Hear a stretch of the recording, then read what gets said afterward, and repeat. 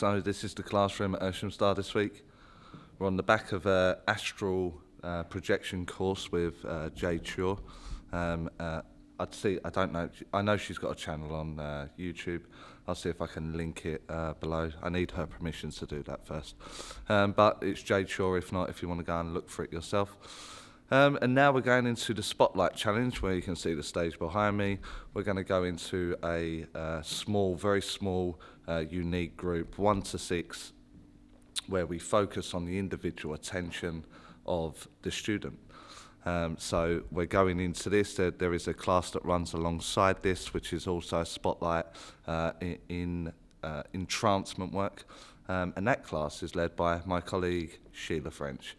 So over the course of the week, I can't have the camera in the class, it's not right. But this will give you an idea of the kind of space and setup that we have. This isn't our usual room.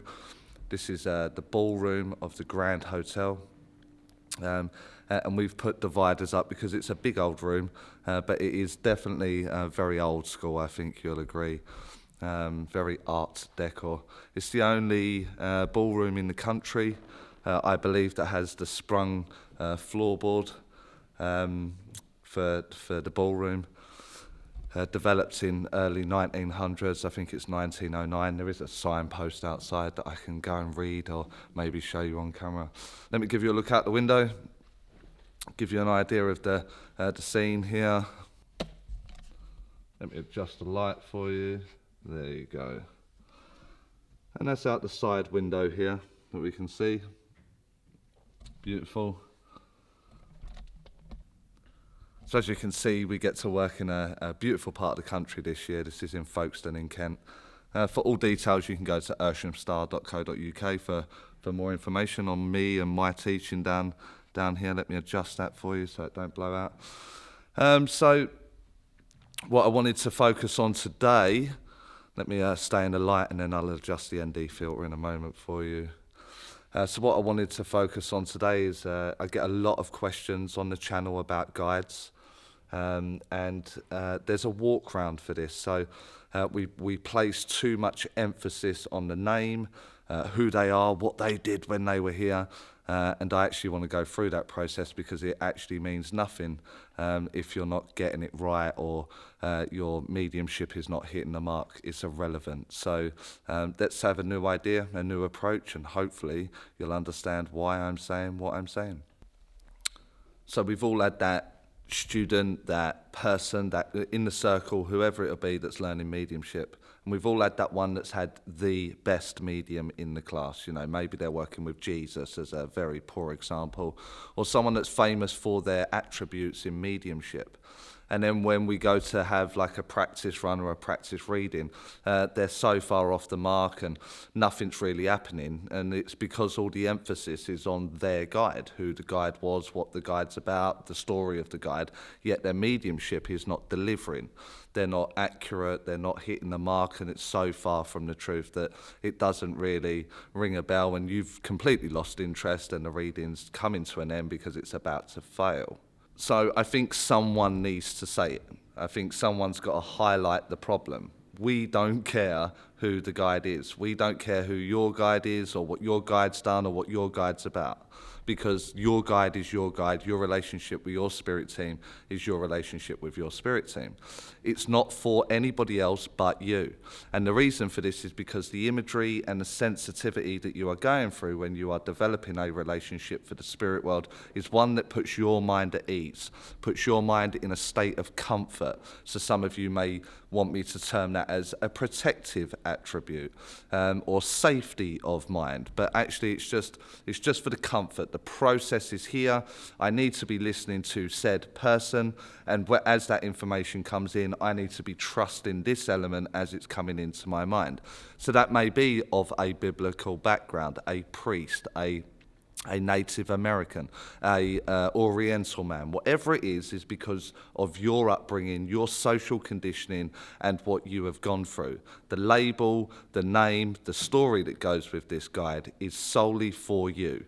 Anything external from that, you want to push that out, you want to let people know about it, is down to the self-importance part of you and your mediumship, which I would term under the self-importance, which then translated is the egotistical value. No one cares. No one wants to know. They want to hear from their loved one or have their reading. They don't care for the guide that is giving you the information. So as I said to you, we've just done a course here on astral projection, working with Jade. And Jade's imagery, the way that she expresses herself, is one that she's comfortable with. And we very quickly realised, let me sit down for a moment, we very quickly realised that this is her relationship with her astral projection, her out-of-body experience. And what it allowed me in my mind was to understand how an OBE works, or astral projection and lucid dreaming. It was great to have all the knowledge that goes with that, so I can then implement it within my philosophy and my style, so I can take what I learned from that and move it into mediumship. So I run an exercise for the students. I ask them to imagine their favourite day. So take them into a meditative state, but I said it wasn't meditation. I just want you to be on your own. You're allowed to play for the next half an hour. This is a time for you. Just sit and get comfortable. I asked them to imagine their best day. Imagine their idol. Imagine what they would do with that idol. Imagine what they would do on their perfect day, on their perfect holiday, in their perfect car, in their perfect scenario. I asked them constantly just to imagine this, and as each ingredient was added to this scenario, it would change. So then I asked them to imagine themselves if they could see a guide, who that guide would be, what guise would they come in, what would their voice sound like. And it's just imagine. Just imagine you can hear them clearly. Just imagine you can let them touch your face, and you can feel them and hug them and talk to them and have this relationship where you are not questioning the mechanics. Is that you? Are you close? What's your name? What's your story? Who are you about? Because I want to go and tell the world. It was very, very simple. Just imagine. Just imagine you can sit down and have a conversation with said guide in the example, and then let's see the results. We're not over diluting the mind with mechanics and gears and am I good, am I bad, is my guide famous, is my guide not famous, who is my guide, all of that stuff. It was a freedom of mind within the imagination to then go and explore the spirit world, go and explore the communication. Now imagine the perfect communication. Now imagine you got every statement right. Now imagine that everything your guide is telling you is absolutely 100% correct.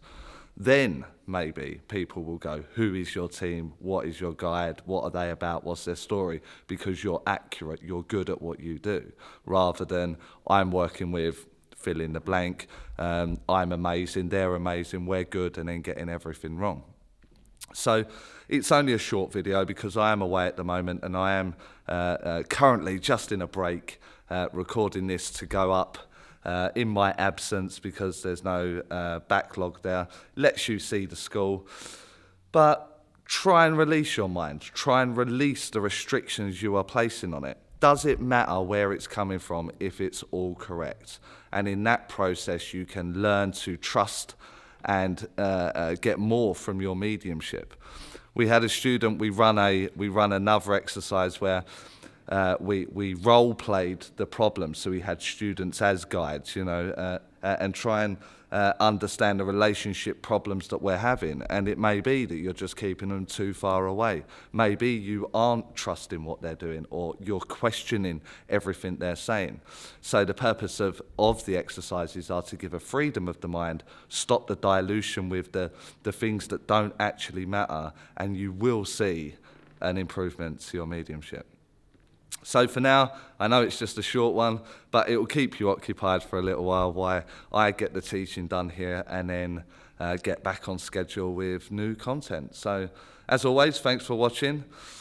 Watch one of the other videos, keep the videos going, let the algorithm pick it up. So get commenting, like and subscribe if you aren't already, and I'll see you all next time.